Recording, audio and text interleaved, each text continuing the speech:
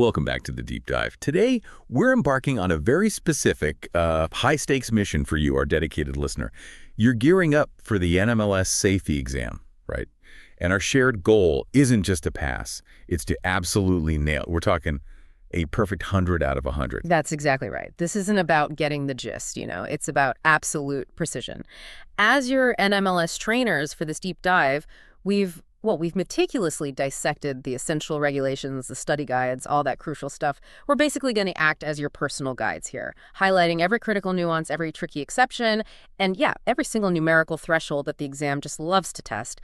You'll want to have your mental highlighter ready, seriously, because we're going to make sure you know exactly what to internalize. Okay, let's unpack this then. We're going to distill the core laws, the foundational concepts, those crucial timelines, the potential penalties, and maybe most importantly, those sneaky exceptions that often trip people up. Consider this deep dive your custom-tailored blueprint to securing that perfect score. So to kick things off, let's talk about the Real Estate Settlement Procedures Act, RESPA or Regulation X. What's the fundamental purpose of RESPA and why is it such a cornerstone for consumer protection in real estate? Okay, RESPA. The crew goal is really to reform the settlement process. That's the key phrase. It does this in two main ways. First, by giving consumers timely information on settlement costs up front before closing. And second, by protecting them from unnecessarily high charges caused by abusive practices. Think of it like a watchdog. Specifically, it aims to require effective advanced disclosure of costs, eliminate kickbacks and unearned referral fees, and limit the amount of funds held in escrow accounts. It's all about transparency, fairness, and remember, the Consumer Financial Protection Bureau, the CFPB, they're the ones enforcing RESPA and Regulation X. Getting this purpose down is absolutely essential, foundational. Makes perfect sense. Getting rid of hidden fees, surprise costs, it's huge for consumers. Yeah. But who exactly does RESPA apply to? And maybe even more critically for the exam, who does it not apply to? I know the lines can sometimes seem a bit blurry there. Right, and this distinction, absolutely critical for your exam performance. You need to nail this. RESPA applies to what are called federally related mortgage loans. Now, this is a really broad umbrella definition. It covers loans secured by a first or subordinate lien on residential property. Think about it. Includes loans where funds or collateral are insured by the feds, like FHA loans. Loans from federally regulated lenders or ones with federally insured deposits like FDIC or NCUA covered institutions. Loans intended for sale to big players like Fannie Mae or Freddie Mac. Even loans made by a creditor regulated under TILA or loans from a mortgage broker assigned to a federally related creditor. So practically speaking, most home purchase loans, refinances, lender-approved assumptions, property improvement loans, leases, even reverse mortgages, they generally fall under RESPA. You need to be able to spot these.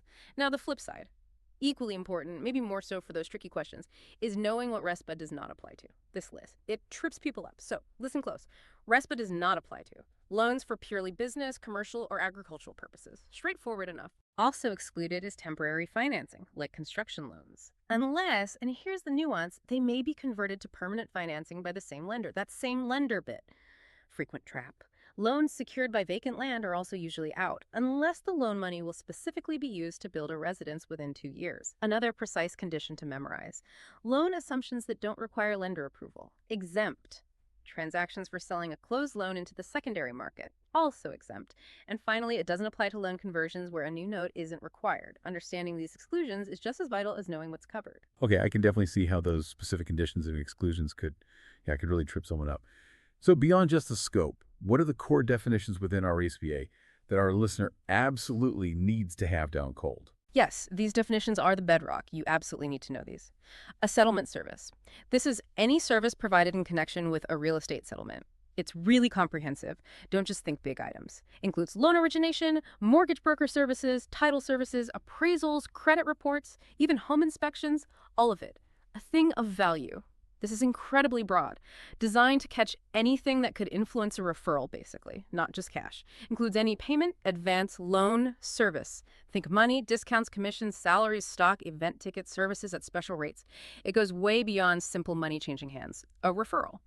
Defined as any oral or written action directed to a person which, has the effect of affirmatively influencing their selection of a settlement service provider. It's about actively steering someone's choice. And an agreement or understanding. This can be a stated or written agreement, sure, but it can also be just a practice, a pattern, or a course of conduct to offer things of value for referrals.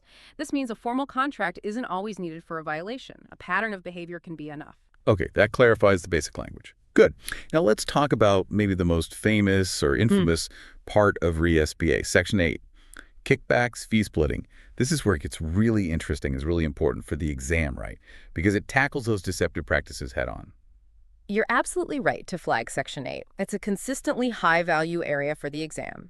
It explicitly prohibits anyone from giving or receiving any fee, kickback, or thing of value just for referring settlement services. It also strictly prohibits splitting fees for services that weren't actually performed. The principle is any fee paid must be for a legit service, earned.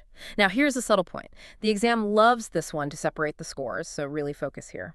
Regarding markups, a unilateral markup, say, a lender charges a consumer $500 for an appraisal that only cost them $450, and the lender just pockets the extra $50 themselves. That does not violate RESPA Section 8. Really? Why not? Because no fee is split between two parties for a referral. The lender kept it all. Section 8 is about kickbacks between parties. However, and this is critical, if that $50 upcharge is split between the lender and, say, the referring real estate agent, boom, RESPA violation under Section 8. But wait, there's more. While that unilateral markup isn't a Section 8 violation, it is a violation of the TRID rule. TRID says the amount charged to a consumer for a settlement service cannot exceed the actual amount received by the service provider. So Section 8 asks, was a fee split for referral? TRID asks, did the consumer pay more than the service actually cost? You need to know that precise distinction for both regulations. It's a tricky one. Wow, okay. That's a fantastic clarification. It's about who gets the money and why. So what about affiliated business arrangements, AFBAs? They always seem like a bit of a gray area where referrals are common.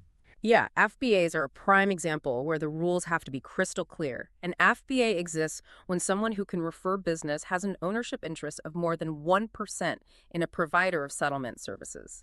Memorize this 1% threshold. It's a direct recall number. For these setups, a written FBA disclosure must be given to the consumer at the time of the referral, not later. And this disclosure isn't just a formality. It has to clearly describe the business arrangement, state that the referral might result in a financial benefit for the referrer. It also has to estimate the costs of the referred provider and critically advise the borrower that they are not required to use that specific provider. It's all about transparency and genuine consumer choice. And importantly, these FBA disclosures, they must be retained for 5 years. That retention period is another vital detail for the exam. Got it. 1% ownership, disclosure or referral not required to use. Keep records for 5 years. Oh. Okay. Beyond FBAs, are there other key disclosures and servicing rules under RESPA that our listener needs to absolutely nail for their perfect score? Absolutely. There are several, and they come with very specific timelines. You need these down. First, for loans not covered by TRID, think reverse mortgages, Hilo Oaks, the good faith estimate, the GFE, is due within 3 business days of application. And the HUD-1 settlement statement, which itemizes everything, that's due 1 business day before closing. These are distinct from TRID loans, so keep them separate in your mind. Don't mix them up. Also, know the special information booklet. For most purchase loans, it's your home loan toolkit required within 3 business days, and it's usually the mortgage broker's job to provide it if there is one. For ELOX, the specific booklet is what you should know about home equity lines of credit. Different booklet for different loans. Now, let's drill down into mortgage servicing rules. These are packed with specific numbers and timelines you absolutely need to memorize. High-value stuff. For a service transfer disclosure, the current servicer gives notice no less than 15 days before the transfer. The new servicer gives notice no more than 15 days after the transfer. And to help borrowers, there's a 60-day grace period. Payments accidentally sent to the old servicer during this time aren't considered late. Okay, 15 days before, 15 days after, 60-day grace. Makes sense. Right. For escrow accounts, an annual analysis is required. Simple enough. The cushion, the extra buffer in the account, strictly limited to 1/16 of the estimated annual disbursements. That's 2 months worth. Memorize both 16 and 2 months. If that analysis finds a surplus of $50 or more, it must be refunded within 30 days. And the initial escrow statement itself, due within 45 days of closing. $50 surplus, 30 days refund, 45 days for initial statement. Got it. Perfect. Lastly, foreclosure prevention. Servicers must try to establish live contact with a delinquent borrower by the 36th day of delinquency and send a written notice by the 45th day. Furthermore, foreclosure generally cannot be filed until the borrower is 120 days delinquent. These timelines, 36, 45, 120 days, are consistently high-value memorization points. They will be on the exam. Those timelines and amounts are incredibly precise. No room for error there. And the penalties for HPA violations, I'm sure those numbers are fair game too. Oh, absolutely count on it. They love testing penalties. For Section 8 kickbacks, the serious stuff, it's significant, up Yeah. to a $10,000 fine or 1 year in prison. Criminal. For servicing violations related to escrow statements, the civil penalties are specific. $118 per failure to issue one and $236 per intentional failure. And for class action damages, capped at $2,000 per member, but the total can't exceed $1 million or 1% of the servicer's net worth, whichever is less. Be precise with all these figures. Write them down, flashcard them, whatever works for you. All right, RSPA covered. Let's shift focus now to ECO-A, the Equal Credit Opportunity Act, also known as Regulation B. This one is all about ensuring fairness in lending, right? What's its main objective, and why is it so crucial in preventing discrimination?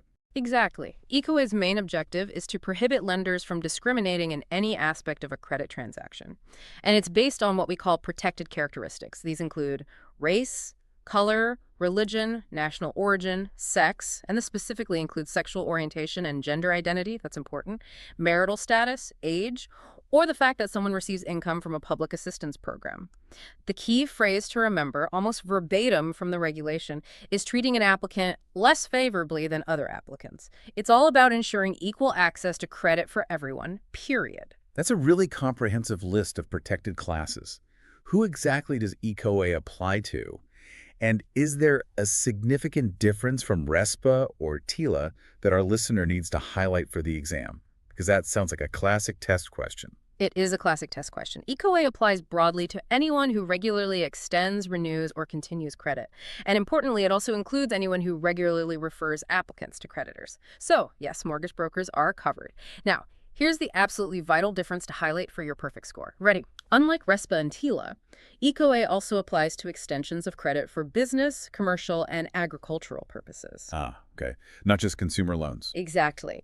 This distinction is frequently tested to see if you really understand the specific scope of each regulation.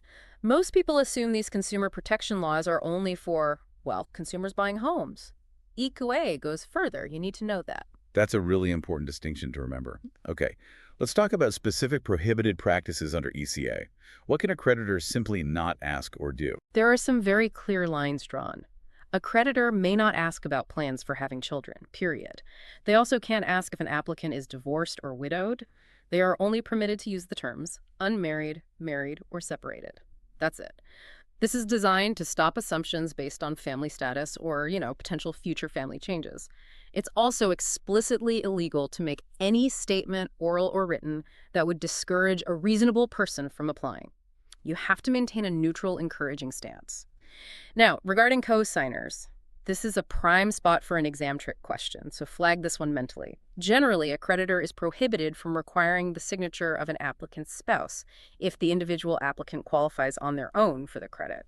Makes sense. Right. They qualify, they qualify. Exactly. But here's the crucial exception.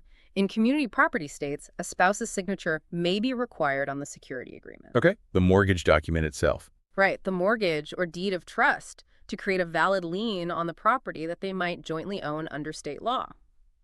But, and this is the vital part, their signature is not required as a co-applicant or co-signer on the promissory note, the actual promise to repay the debt.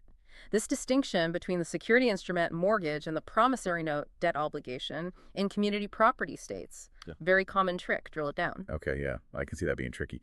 Security instrument, okay. Promissory note, not okay. In community property states. Got it. And the different types of discrimination. I know there were specific definitions for each that we need to be clear on for the exam. You need to differentiate these concepts clearly. Memorize these. First, overt discrimination.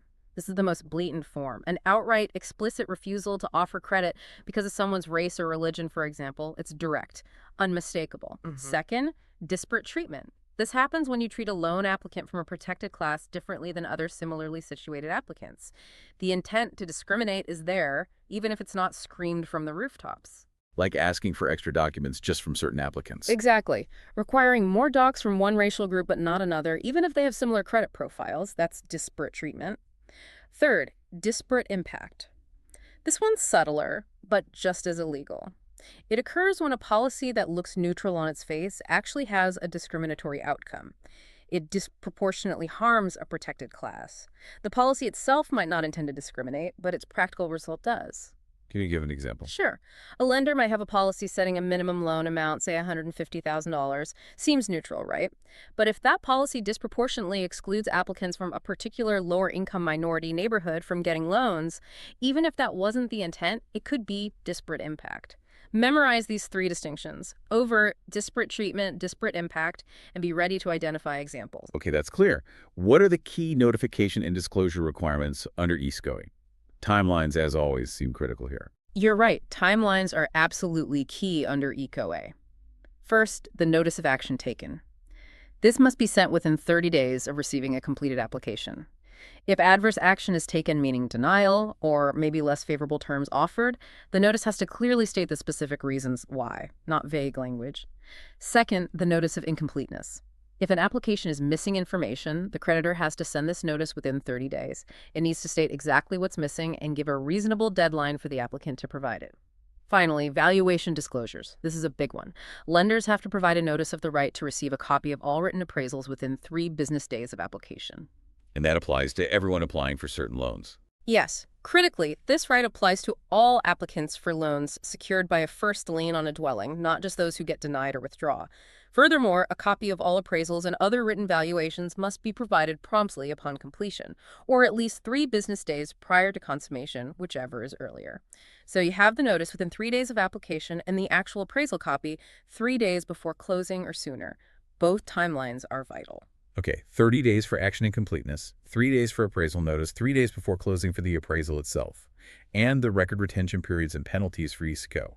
More numbers to lock in. Precisely. More numbers for your flashcards.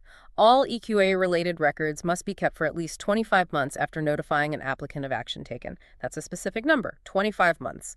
For penalties, punitive damages are capped at $10,000 for individual actions. And in class actions, it's the lesser of $500,000 or 1% of the creditor's net worth. These are the maximums you need to know for the exam. Got it. 25 months for retention, $10K individual, $500 or 1% class action. Okay. Now let's move on to TILA, the Truth in Lending Act, Regulation Z. This act is all about transparency in the cost of credit, right? What's its overarching purpose, and how does it achieve that transparency for consumers? Exactly. TILA's overarching purpose is to promote the informed use of credit. How? By requiring clear disclosures about its terms and cost. It helps consumers understand what they're really paying.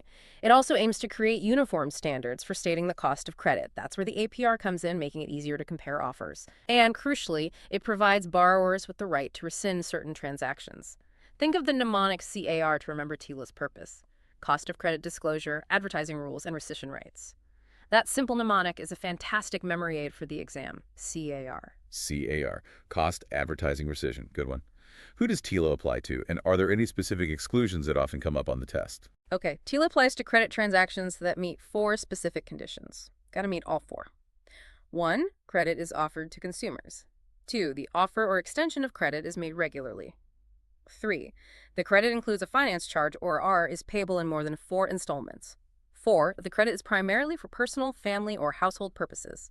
Ticks all those boxes. TILA generally applies. Now, here's a key exam tip for what TILA does not apply to. These are common trick questions, so heads up. It does not apply to transactions for business, agricultural, or organizational credit, similar to RESPA and ECOA in that regard. Also, credit over a certain annually adjusted dollar amount is generally exempt unless it's secured by real property or a dwelling. That unless is critical. It also doesn't cover public utility credit, credit from SEC or CFTC registered brokers, home fuel bubble plans, federal student loans, or employment-sponsored retirement plans. Be ready to identify these specific exemptions. Okay, got it. Finance charge and APR are really central to TILA. How should our listener understand and differentiate these two concepts for the exam? They seem similar but aren't the same. They are definitely related but distinct. The finance charge is the total cost of consumer credit expressed as a dollar amount. It's the price tag. And memorize this detail. A mortgage broker's fees are always included in the finance charge. Even if the lender didn't require you to use that broker, always in. This trips people up. The annual percentage rate APR, on the other hand, is a measure of the cost of credit expressed as a yearly rate or percentage. It's designed to provide a uniform way for consumers to compare the true annualized cost of borrowing. It usually includes the interest rate plus certain other fees spread out over the loan term. Now, to help you memorize what's included and excluded from the APR calculation, because this is frequently tested, use these mnemonics. Really commit these to memory. The MODTUB fees are generally included in the APR calculation. Mortgage insurance, origination fee, discount points, processing fee, underwriting fee, and broker fee. Think of these as direct costs of getting the loan itself. MODPUB. And the DECANT fees are generally excluded from the APR calculation. Doc prep, escrow, like setting up the initial account, credit report, appraisal, notary, and title fees. These are often seen as more third-party transactional costs. DECANT. Excluded. Okay. These lists are critical for any APR calculation questions on the exam. You need to know what goes in and what stays out. Okay. Those mnemonics are super helpful. MODPUB in DCANT out. Now, the right of rescission under TILA. This is a big one, often misunderstood. Who has it and under what specific circumstances? Right. This is a high-value topic. Precision is absolutely key here. The 3-day right to rescind applies to transactions where a security interest is given on a consumer's primary residence. That's the key trigger. Think ELOLEX or refinance with a new lender. It's designed to give borrowers a cooling-off period after they've pledged their main home as collateral for a new debt or significantly changed an existing one. But here's the crucial exception for a perfect score. It does not apply to a residential mortgage transaction, which is specifically defined as a loan to finance the purchase or initial construction of a consumer's principal dwelling. So, buying a house, no rescission. Building a house, no rescission. Think about it. The whole closing process for a purchase is geared towards immediate action. Rescission applies when you're leveraging the home you already own. This distinction, purchase construction versus refi ELOC on primary residence, is absolutely vital for exam success. They test this constantly. For the process itself, the borrower gets a 3-business-day cooling-off period. It starts the day after closing and ends at midnight of the 3rd business day.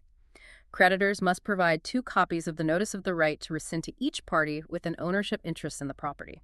2 copies each. So if a couple owns the home. Each spouse gets 2 copies, 4 notices total. Correct. And during this 3-day period, no money can be dispersed, except maybe into an escrow account. And be aware, this right can be extended. Up to 3 years if the creditor messes up the notice or fails to provide accurate material disclosures. Wow, 3 years. What are those material disclosures again? Specifically, the APR, the finance charge, the total of payments, the payment schedule, and any required HPA disclosures. If those are wrong or missing, that 3-day window can stretch to 3 years. It's a big penalty for the lender. Okay, that's huge. TILA also specifically calls out high cost and higher price mortgages, right? Right. With those acronyms, HOEPA and HPML. Let's break down the triggers for each of these because those sound like pure memorization. They are pure memorization, and you absolutely need to know them cold. These are distinct categories indicating higher risk or cost. First, HOPA. That stands for the Homeownership and Equity Protection Act. These are high-cost mortgages found in Section 32 of TILA. A loan is classified as high cost if its APR, points and fees, or prepayment penalties exceed specific, very high thresholds. These loans trigger extra consumer protections like mandatory pre-loan counseling with a HUD-approved counselor, and they explicitly prohibit risky features like negative amortization. Memorize these triggers. 1. The APR exceeds the average prime offer rate, or APR, by more than 6.5% for first liens. APOR is that benchmark rate. 2. The points and fees exceed 5% of the total loan amount for loans equal to or greater than 26,968 plays. You need that dollar threshold too. 3. A prepayment penalty exists for more than 36 months or exceeds 2% of the amount prepaid. Those are your absolute must-know numbers for identifying a high-cost LEPA loan. 6.5%, 5%, 26,968 towns, 36 months, 2%. Then we have HPML, higher-priced mortgage loans, Section 35 of TILA. A loan is an HPML if its APR exceeds the APR by a set margin, indicating a higher than average cost, though not as high as HOEPA. The margins you need to memorize are 1.5% or more for a first lien, 2.5% or more for a jumbo loan, which has its own definition, or 3.5% or more for a second lien. HPMLs have their own requirements. Most notably, they require an escrow account for a minimum of 5 years for taxes and insurance, and they might require a second appraisal for flipped properties to combat predatory flipping schemes. There are those percentage thresholds, 1.5, 2.5, 3.5, and the 5-year escrow rule. Got it. HOEPA is the really high-cost one with counseling. HPML is higher price with mandatory escrow for 5 years. Okay. TILA also has specific rules around advertising you mentioned earlier with the CAR mnemonic. Yeah. What are the key points there? Yes, advertising is heavily regulated under TILA. The goal is accuracy and preventing deception. If an ad for a closed-end loan, like a purchase or refi, uses a trigger term. What counts as a trigger term? Good question. Things like mentioning a specific down payment amount, only 5% down, or a specific monthly payment amount, payments as low as $1,200, or the finance charge. If you use any of those trigger terms, the ad must also clearly and conspicuously state the amount or percentage of the down payment, the full terms of repayment, like the loan term and payment schedule, and the annual percentage rate, the APR. Similar rules apply for open-end loans, like 8A low C's trigger terms require additional disclosures like fees, periodic rates, and the max APR, and a general rule, ads just cannot use misleading terms. Things like free money or claiming no closing costs if there actually are closing costs. Pretty common sense, but explicitly forbidden. Makes sense. Don't trigger the details unless you provide all the details. And what are the penalties for TILA violations? Okay, penalties. For willful violations, that's criminal. Fines up to $5,000 and/or 1 year in prison. For individual civil actions, consumers can sue for actual damages they suffered, plus statutory damages. Statutory damages are calculated as twice the finance charge, but there's a floor and a ceiling. A minimum of $400 and a maximum of $4,000. Know those monetary ranges. $5K 1-1 criminal, $400 4K civil, statutory per individual. Okay, 5K 1 try criminal, $400 4K civil. Got it. All right, let's move on to the big integration. The TILA RESPA Integrated Disclosure Rule, or TRID. This really changed things, didn't it? What was its main purpose and how did it reshape the mortgage process? Oh, absolutely. TRID, often called the Know Before You Owe rule, was a massive shift. Its main purpose was to integrate and simplify the TILA and RESPA disclosures into two streamlined forms: the loan estimate, or LE, and the closing disclosure, or CD. The goal was pretty clear. Make the process more transparent and easier for consumers to actually understand the costs involved before they commit. Fewer surprises at closing. And who does TRID apply to? And critically, who does it exclude? This is a crucial distinction that often comes up on the exam. Yeah, absolutely crucial distinction. Get this wrong and you lose easy points. TRID applies to most closed-end mortgage loan transactions secured by real property. This covers the vast majority of standard home purchases and refinances you'll deal with. Now, for your memorization, this exclusion is critical. The TRID rule does not apply to home equity lines of credit, or ELOSs, reverse mortgages, or mortgages secured by a mobile home or a dwelling that is not attached to real property, like a mobile home where you don't also own the land. For these excluded loans, they continue to use the older forms, the good faith estimate, GFE, the HUD-1 settlement statement, and the separate TILA disclosures. You absolutely must know which forms go with which loan types. TRID, LECD for most closed-end, GFE HUD-1 TILA for HELOCs, reverse, non-real property secured. Okay, that's a clear line. LECD for most standard loan, GFE HUD-1 for the exceptions. Let's dive into the loan estimate, the LE. What are the absolute key points a loan originator needs to know cold about it? Okay, the LE. It must be delivered or placed in the mail no later than 3 business days after receiving a completed application, and it must be provided at least 7 business days prior to consummation. Now, pay very close attention to the definition of business day for the LE. It's any day the creditor's offices are open to the public for carrying out substantially all business functions. This typically means Monday through Friday or Saturday, depending on the lender's hours. It's not the same as the CD definition. Now, here's arguably the most important detail for the LE, and it's a super common exam question. Before a consumer receives the LE and indicates their intent to proceed with the loan, Yes. no fee may be collected except for a bona fide and reasonable fee to obtain the consumer's credit report. That is the sole exception. Just the credit report fee, nothing else. Nothing else. No appraisal fee, no application fee, nothing until after they get the LE and say, yes, I want to move forward. This is a huge consumer protection point. Also, a slightly smaller detail, but still testable, the disclosure about whether the creditor intends to service the loan or transfer servicing, that's found on page 3 of the loan estimate. Okay, 3 business days after app, 7 business days before closing, only credit report fee before intent, servicing disclosure on page 3. Got it. And the closing disclosure, the CD. What are its timelines and what specific scenarios trigger that dreaded new waiting period? That's a classic trick question area. Right, the CD. It must be received by the consumer no later than 3 business days prior to consummation. And here's that critical point again. For the CD, the definition of business day changes. For CD timing, it's all calendar days except Sundays and legal public holidays. This usually means Monday, Saturday, unless a federal holiday falls during the week. Different definition than the LE. Okay. Crucial difference. Don't mix them up. Now, for re-triggering a new waiting period, This is a critical rule and a frequent exam question. A revised CD triggers a new 3-business-day waiting period, only if one of 3 specific things happens. 1, the APR becomes inaccurate outside of its tolerance. 2, the loan product changes, like switching from fixed rate to ARM. 3, a prepayment penalty is added to the loan. Just those 3. Just those 3 specific changes require a brand new 3-day wait. Other changes, even significant ones like adjustments to escrow, might require a revised CD, but they generally don't restart the 3-day clock unless they also trigger one of those 3 conditions. This is a highly tested concept, knowing what forces a delay versus what just requires an updated form. Okay, APR inaccuracy, loan product change, or added prepayment penalty. Those are the big 3 for a new CD waiting period. Now, the fee tolerances between the LE and the CD, these are notoriously tricky. Can you break these down for a perfect score? Because this is where small details can really cost points. You bet. This is a high-value section for the exam, truly differentiating the top scores. Get this right, and you're well on your way. You need to know the 3 tolerance buckets and exactly which charges fall into each. Bucket 1, 0 tolerance. These charges cannot increase at all from the loan estimate to the closing disclosure. If they're higher on the CD, even by a penny, it's a tolerance violation that needs to be cured, refunded. What's in this bucket? This includes the creditor's own origination charge, any fees paid to an affiliate of the creditor, transfer taxes, and fees for third-party services that the consumer cannot shop for, like the appraisal if the lender requires a specific company. If any of these go up, it's a problem. Bucket 2.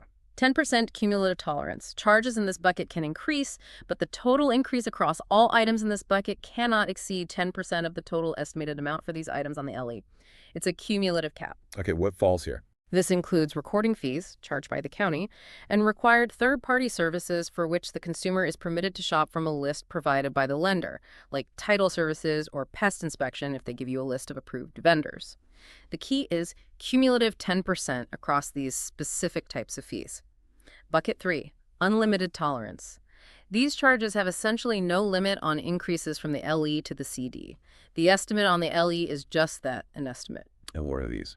This includes things like prepaid interest, property insurance premiums, since the borrower chooses their insurer, initial escrow account deposits, since tax insurance rates can change, and fees for third-party services if the consumer chooses their own provider who is not on the creditor's provided list. If they pick their own vendor off list, the lender isn't held to the original estimate for that service. 0, 10% cumulative and unlimited. Got it. That breakdown is key. Absolutely. And let's just quickly revisit that markup point one last time, connecting RESPA and TRID. Remember, a unilateral markup, lender keeps the difference, is not a RESPA Section 8 violation because no fee is split for a referral. But it is a TRID violation because TRID says the charge to the consumer can't exceed the actual costs paid to the service provider. Know that distinction. It shows you understand how both laws apply. Excellent point. Okay, moving on to the Homeowners Protection Act, HPA. Sounds like this one is about PMI. What's the main purpose of this act, and what types of loans does it specifically cover or exclude? You got it. HPA is all about facilitating the cancellation of private mortgage insurance, or PMI, on conventional residential mortgage transactions. PMI can be a big monthly cost, so this act gives borrowers ways to get rid of it. Now, key exclusion. It does not apply to government-insured FHA or VA loans. Why? Because they have their own mortgage insurance, MIP for FHA, or funding fees, VA, which have different rules. HPA is specifically for private mortgage insurance on conventional loans. It also doesn't apply to lender-paid PMI, where the premium is baked into the interest rate. It covers conventional residential mortgage transactions closed on or after July 29, 1999, secured by the borrower's principal residence, used for purchase, construction, or refinance, and it applies to lenders, servicers, and insurers dealing with single-family homes. So, first question on an HPA scenario. Is it a conventional loan with borrower-paid PMI? If not, HPA probably doesn't apply. Okay, conventional loans, borrower-paid PMI, principal residence, got it. The cancellation and termination rules are critical for HPA, right? And it sounds like this is all about specific LTV percentages. Exactly. Get these percentages down cold. They are central to HPA questions. 3 key scenarios. 1. Borrower request. A borrower can request PMI cancellation when the principal balance is paid down to 80% of the home's original value. There are conditions, though. They need a good payment history and generally can't have any subordinate liens like a second mortgage put on after closing. This is a request initiated by the borrower at 80% LTV. 2. Automatic termination. PMI must be automatically terminated by the servicer on the date the principal balance is scheduled to reach 78% of the original value. This happens automatically, provided the borrower is current on their payments. 78% LTV triggers automatic termination. 3. Final termination. If PMI hasn't been canceled or terminated earlier, maybe due to late payments delaying the 78% date, it must terminate at the midpoint of the loan's original amortization period. So on a 30-year loan, that's after 15 years, again, provided the borrower is current. This is the absolute final backstop. Memorize these percentages. 80% borrower request, 78% automatic termination, and the midpoint rule, final termination. They love testing these numbers. 80% request, 78% automatic, midpoint final. Got it. And any penalties for HPA violations? Yes, there are statutory damages for individual actions under the HPA. They're capped at $2,000. Okay, $2,000 cap for HPA. All right, let's talk about the act that governs MLOs themselves. The Secure and Fair Enforcement for Mortgage Licensing Act, the SAFE Act, Regulations G and H. This is foundational for anyone taking the test. What's its core purpose? Right. The SAFE Act is literally why you're taking this exam. Its purpose was to establish minimum standards for the licensing and registration of mortgage loan originators, MLOs, across the country. The main goal: enhance consumer protection and reduce fraud by making sure MLOs meet certain professional and ethical benchmarks, uniformity, and accountability. Makes sense. Can you clarify the difference between Regulation G and Regulation H? This seems like a basic point, but one that could easily be confused. It is basic, but it's a crucial distinction often tested. Regulation G applies to MLOs who are employees of depository institutions. Think your traditional banks, savings associations, credit unions. These MLOs typically need to be registered federally. Regulation H applies to MLOs who are employees of non-depository institutions. These are your state-licensed mortgage lenders, mortgage brokers, etc. These MLOs need to be licensed at the state level. And importantly, state-licensed MLOs, under Reg H, must register with the nationwide multi-state licensing system, the NMLS. So Reg G, registered depository; Reg H, licensed non-depository. Know which is which. G for government-insured banks, sort of. H for houses, not banks. Whatever works. Okay. What are the absolute key licensing requirements under the SAFE Act that everyone pursuing this license needs to know cold? These are non-negotiables for passing. Oh, these are absolute must-knows, non-negotiable. Like you said, get these wrong and you're in trouble. Education. You need 20 hours of pre-licensing education, PE, before you can even apply for a license. Then you need 8 hours of continuing education, CE, annually to maintain that license. 20 hours PE, 8 hours CE annually. Testing. You must pass the national test with a score of 75% or higher. That's the magic number. Now listen closely. If an applicant fails the exam 3 consecutive times, they must wait at least 6 months before they can retest. Ouch. 3 strikes and a 6-month wait. Exactly. These numbers, 20 hours, 8 hours, 75%, 3 consecutive fails, and 6 months wait, are frequently tested and absolute must-knows for your exam. No wiggle room here. Background. You have to clear a criminal background check. No felonies in the last 7 years. And critically, there's a lifetime ban on felonies involving fraud, dishonesty, breach of trust, or money laundering. Those specific financial crimes, lifetime ban. Okay, 20 TE, 8 CE, 75% pass, 3 fails, equals 6 months off, 7 years, no felonies, lifetime ban for financial felonies. Very clear. And what are the civil penalties for SAFE Act violations? The maximum civil penalty under the SAFE Act is $25,000 for each act or omission. Each act, so it can stack up. Precisely. Emphasize each act or omission. It means the penalty can multiply quickly if there are multiple violations by an individual or a company. $25,000 per violation. Okay, $25K per act. Got it. Next up is HMDA, the Home Mortgage Disclosure Act, Regulation C. This act requires collecting a lot of data. What's its primary purpose, and what does it aim to achieve with all that information gathering? Right, HMDA. It requires institutions to collect and report data about mortgage applications and originations. The primary purposes are threefold. 1, to help identify potentially discriminatory lending patterns and enforce anti-discrimination laws. 2, to help determine if financial institutions are meeting the housing needs of the communities they serve, especially low and moderate income areas. 3, to help public officials determine how to distribute public sector investments to attract private investment to areas where it's needed most. It's really all about transparency and lending patterns to promote fair access to credit and community investment. Okay, identifying discrimination, meeting community needs, guiding public investment. Who exactly does HMDA apply to? And what transactions are covered by its reporting requirements? The scope seems like it could be tricky again. It can be. HMDA applies to both depository banks, credit unions, and non-depository institutions, mortgage companies, that meet certain criteria. One key criterion is having a home or branch office in a metropolitan statistical area, or MSA basically, a populated urban area. And they also need to meet certain loan volume thresholds, which we'll get to. Transactions subject to HMDA reporting include applications, originations, and purchases of covered loans. Covered loans are primarily consumer purpose closed-end loans and open-end lines of credit secured by a dwelling, and business purpose loans, but only if they are specifically for home purchase, home improvement, or refinancing, and are also secured by a dwelling. Note that limitation for business loans: not all business loans secured by a dwelling are covered, only purchase, improvement, or refi. Now for the exclusions, just as important for the test, HMDA reporting does not apply to loans secured by vacant land unless proceeds used for construction within 2 years see the pattern. Temporary financing, like bridge loans, loans for less than $500, a de minimis threshold, loans used primarily for agricultural purposes, or loans for primarily business or commercial purposes, unless, again, it's one of those specific home purchase, improvement, or refinance loans secured by a dwelling. Understand those specific exclusions? Okay, that business purpose distinction is key. Only purchase, improvement, or refi business loans secured by a dwelling count. How is that demographic data handled under HMDA, especially during face-to-face interviews? This sounds like a classic procedural question for the exam, requiring a very specific sequence of actions. It absolutely is, and this sequence is a critical detail for your perfect score. Get this procedure right. A loan originator must give applicants the opportunity to provide information on their ethnicity, race, and sex.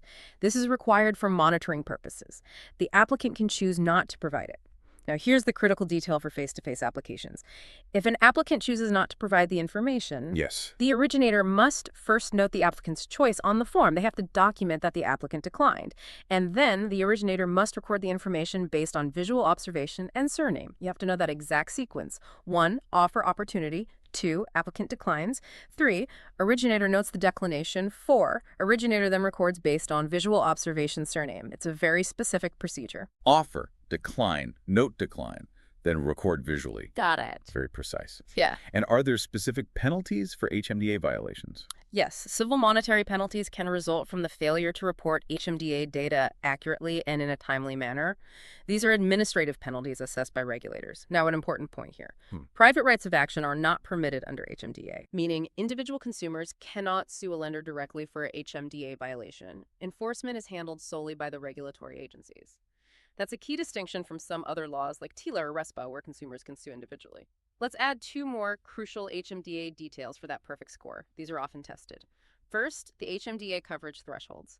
The Act generally applies to institutions that originated at least 25 closed-end mortgage loans or at least 200 open-end lines of credit in each of the 2 preceding calendar years.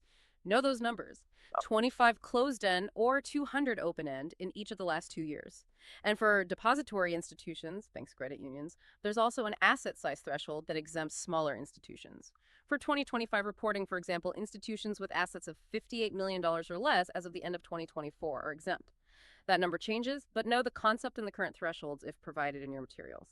Second, a reportable events clarification. HMDA reporting is required for an application. And an application is specifically defined under HMDA by the submission of 6 specific pieces of information, similar to TRID's definition, but maybe slightly different depending on context. Check your materials.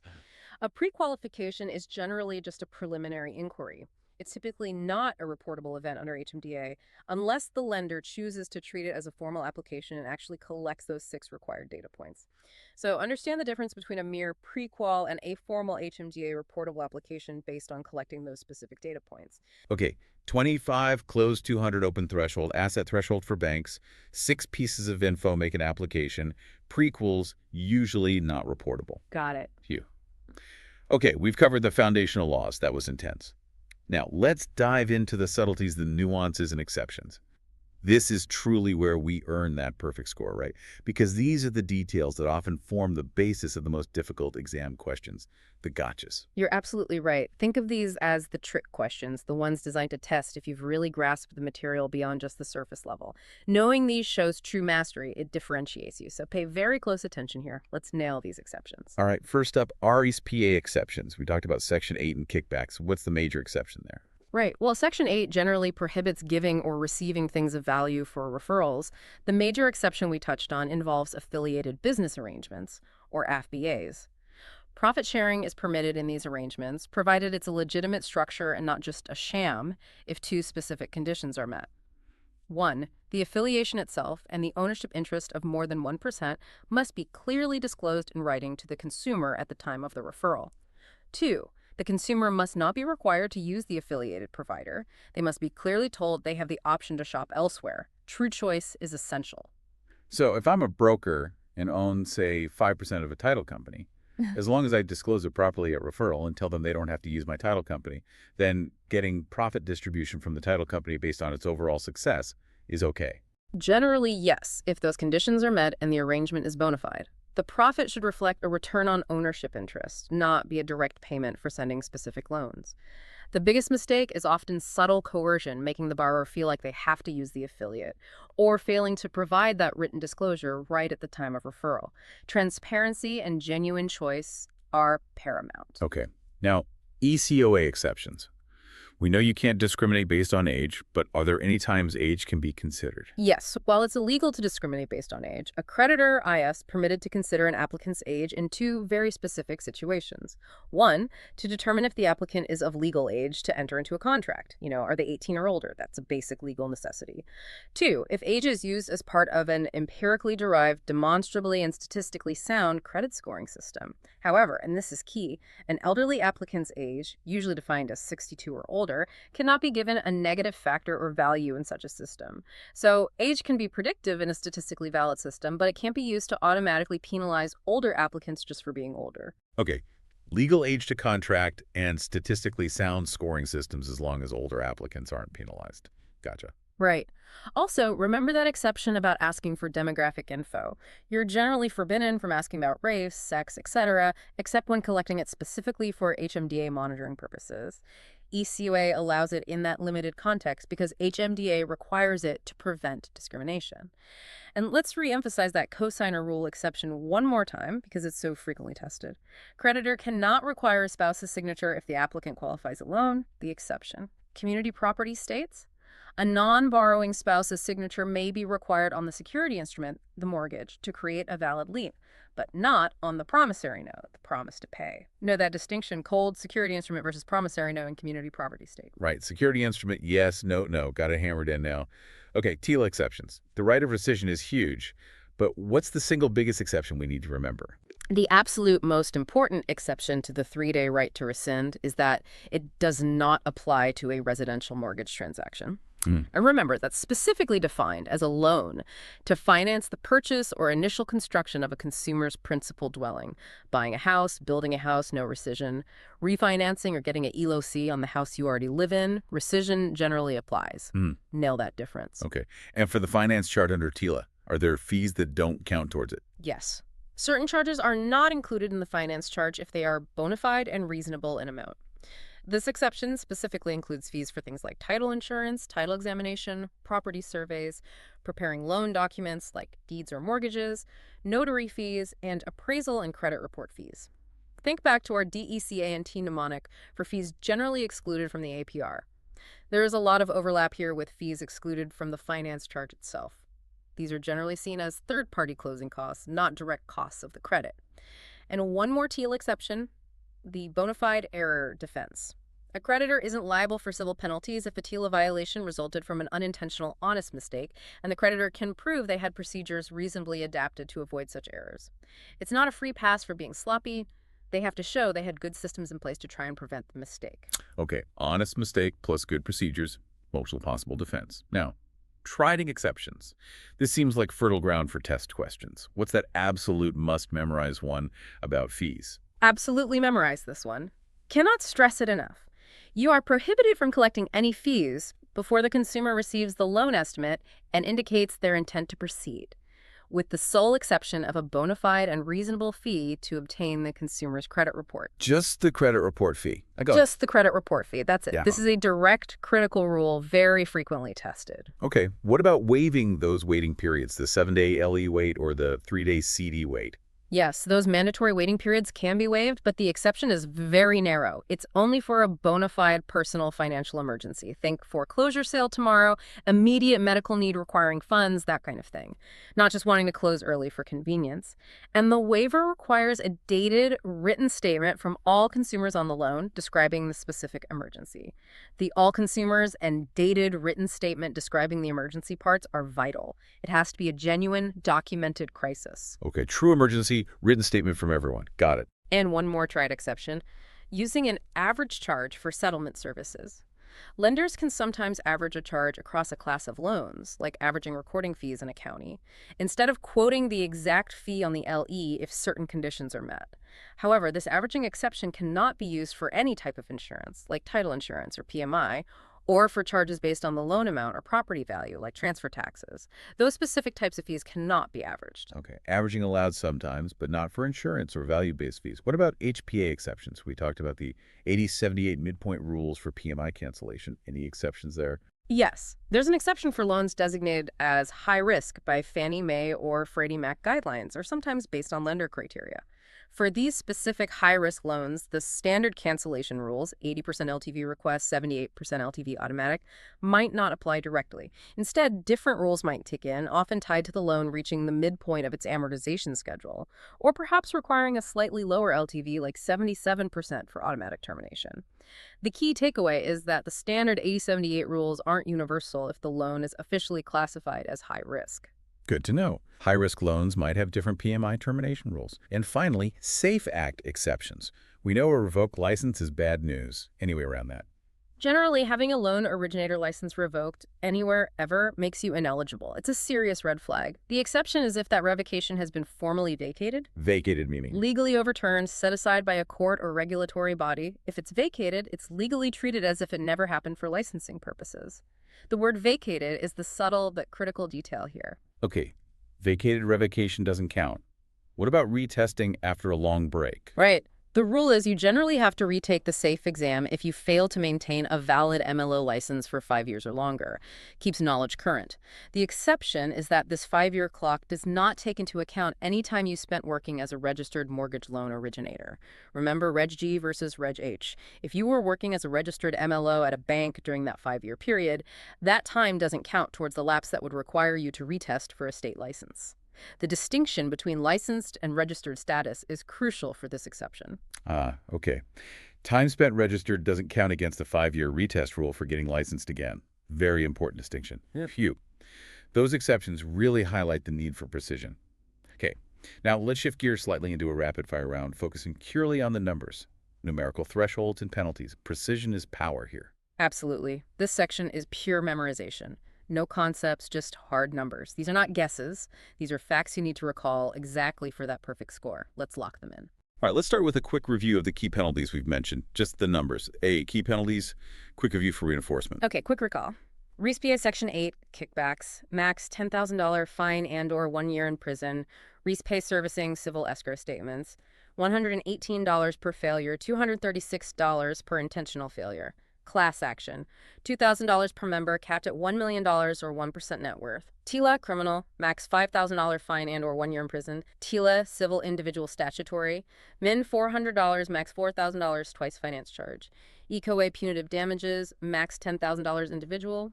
Class action, lesser of $500,000 or 1% net worth. SAFE Act, max $25,000 civil penalty per violation. HPA violations, max $2,000 statutory damages individual. Got it. Locked and loaded. Now for the thresholds and other numerical rules. Let's hit these hard. B, thresholds and numerical rules. Memorize these exact figures. Okay, buckle up. Pure numbers. Memorize these exactly. AFBA ownership interest. Disclosure needed for more than 1%. Escrow account cushion, limited to 16th or 2 months annual disbursements. Escrow surplus refund trigger. Refund if surplus is $50 or more.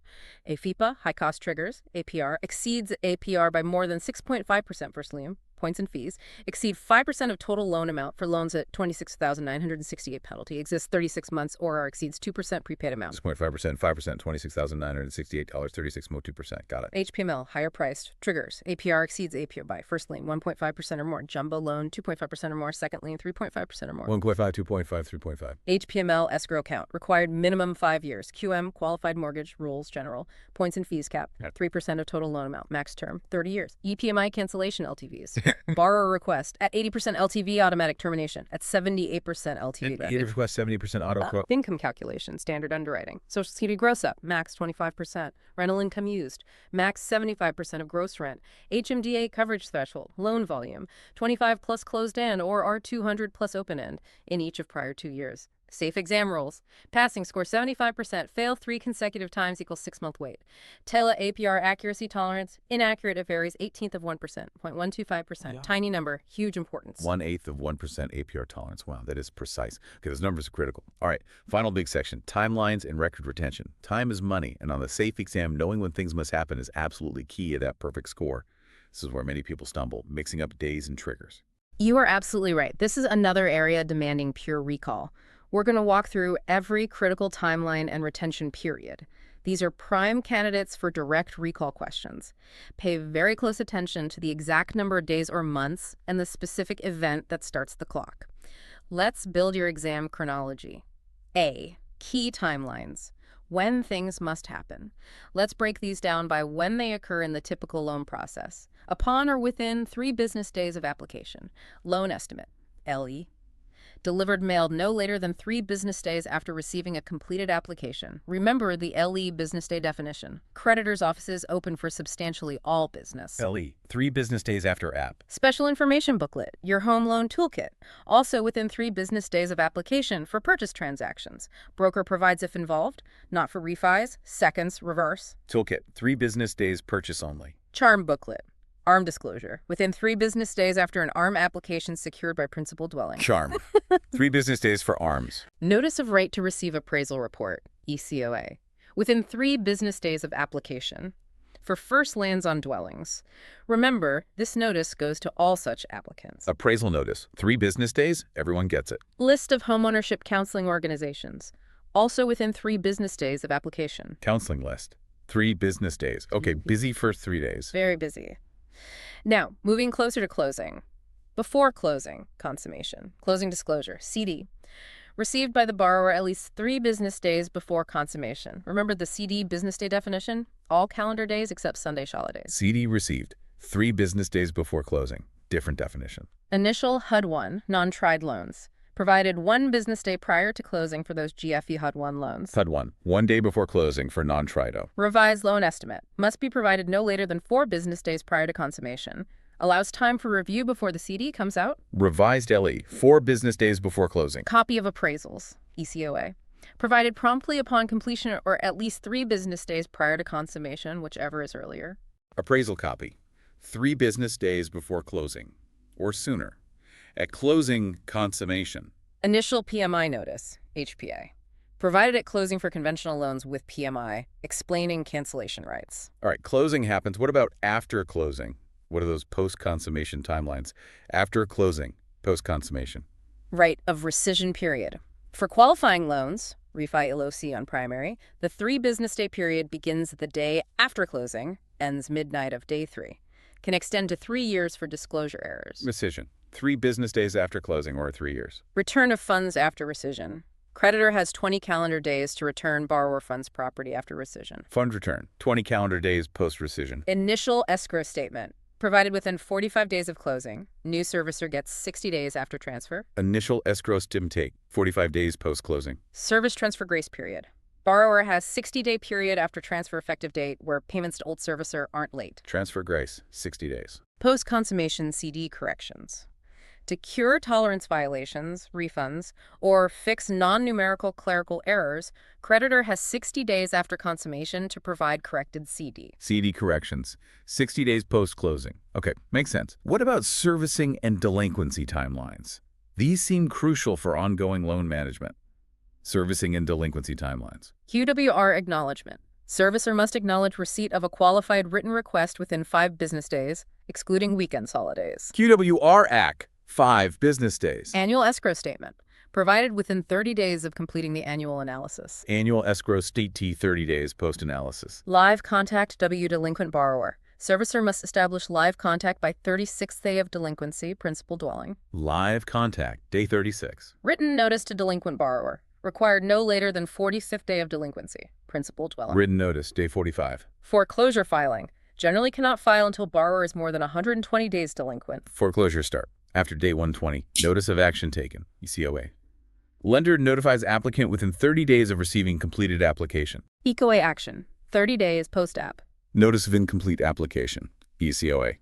Within 30 days of incomplete app, must send action notice or incompleteness notice. ECOA incomplete, 30 days. Service transfer disclosure, transfer notice 15 plus days before transfer, transfer notice 15 days after transfer. Transfer notice 15 before 15 after. 7 business day LE waiting period. Loan cannot close until 7 business days after initial LE provided. Waivable only for bona fide emergency. Wait, 7 business days minimum? HPA PMI cancellation notice. Due within 30 days after PMI is actually canceled terminated. PMI canceled notice, 30 days after an event. Temporary authority expiration.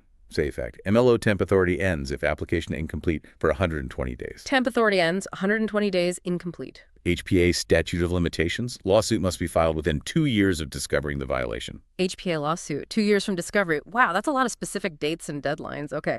Finally, record retention. Just as important as the timelines, right? How long do we need to keep all this paperwork? B, critical record retention requirements. What to keep and for how long? You got it. Last set of numbers. Memorize these durations for your exam. These are absolute requirements. Loan estimate, LE. Keep for 3 years after consummation. Closing disclosure, CD. Keep for 5 years after consummation. Note the difference. 3 for LE, 5 for CD. 3 years LE, 5 years CD? Okay. Loan originator compensation records. Keep for 3 years after each payment received. Ability to repay, ATR compliance records. Keep for 3 years after consummation. ECOA records. Keep for 25 months after notifying applicant of action incompleteness. 25 months for ECOA, that's specific. Right to FB disclosure. Keep for 5 years. Escrow closing notice and post-consummation partial payment policy. Keep for 2 years. Okay. 3 LE, 5 CD, 3 comp, 3 ATR, 25 for most EQA, 5 FBA, 2 escrow notices. Got it. That's a lot to track. We've covered an incredible amount of ground. Core laws, nuances, numbers, timelines, retention. To really help solidify all this for the exam, let's quickly reinforce those key memory aids and definitions one last time. Good idea. These mnemonics and quick definitions are designed specifically to help these core concepts stick when you're under pressure during the exam. Let's run through them again. A mnemonics, reiterate for quick recall. TILA purpose. Remember CAR, what does it stand for?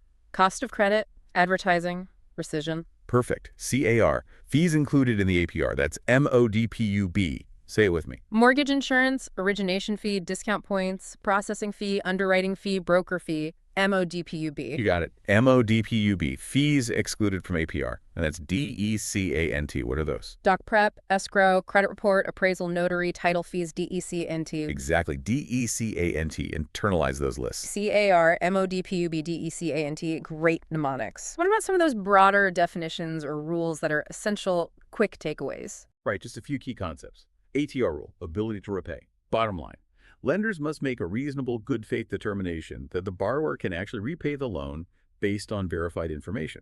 It's mandatory. QM, qualified mortgage. Think of this as a loan that is presumed to comply with the ATR rule because it meets specific, generally safer criteria, like the points fees cap, term limit, DTI limit. It provides lenders a safe harbor. MAP rule, regulation N.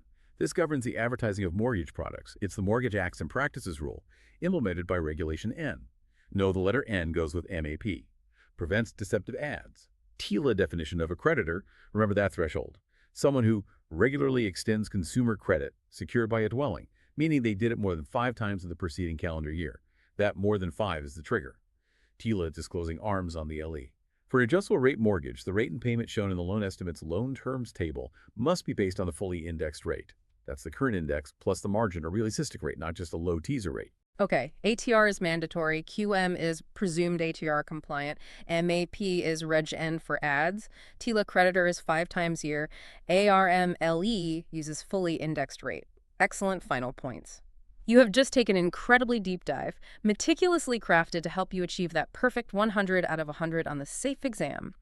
We've dissected the core regulations, pinpointed those vital numbers, highlighted the crucial exceptions, really everything we think sets top scorers apart. Exactly. The knowledge is now in your hands. You've got the blueprint. Internalize these facts. Re-listen if you need to. Quiz yourself constantly. Flashcards are your friend here. Precision is absolutely your key to success on this exam. Knowing these details cold will truly set you apart. And as you prepare to absolutely ace this exam, here's a final thought to ponder. Beyond just getting your license, which is huge, how does this deep understanding of consumer protections, disclosures, ethical lending, how does it empower you? Not just to be a loan originator, but to be a true advocate for your future clients, to proactively protect them, build trust, guide them through this complex financial world. That's the real goal, right? Go get that perfect score. We know you can do it. You've got the tools now. Until next time, keep diving deep into what matters.